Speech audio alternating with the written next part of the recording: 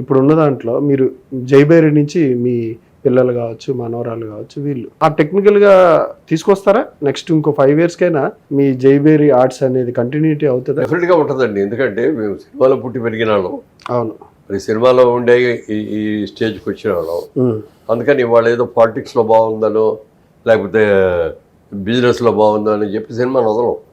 ఇప్పుడు కూడా నాకు ఎవరైనా వచ్చి ఒక క్యారెక్టర్ చెప్తే క్యారెక్టర్ బాగుంటే చేస్తున్నాను. అవునులేండి.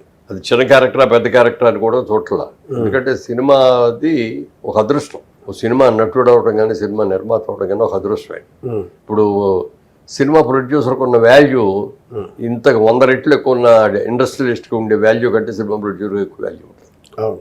ఒక ఆయన అన్నారు ఒక రోజు మా దగ్గర, ఏమంటే మేము ఇంత పెద్ద బిజినెస్ చేస్తున్నాం, మేమంటే ఎవరికీ తెలియదు, ఎవరు నా ఫ్రెండ్స్కి తప్ప, మాకు ఎంత ఫాలోయింగ్ కూడా ఉండదు, మీరు ఒక్క సినిమా తీసాను మీకు అంత ఫాలోయింగ్ వస్తుంది ఏంటండి. సినిమాల్లో ఉన్న క్రేజ్ అదేండి.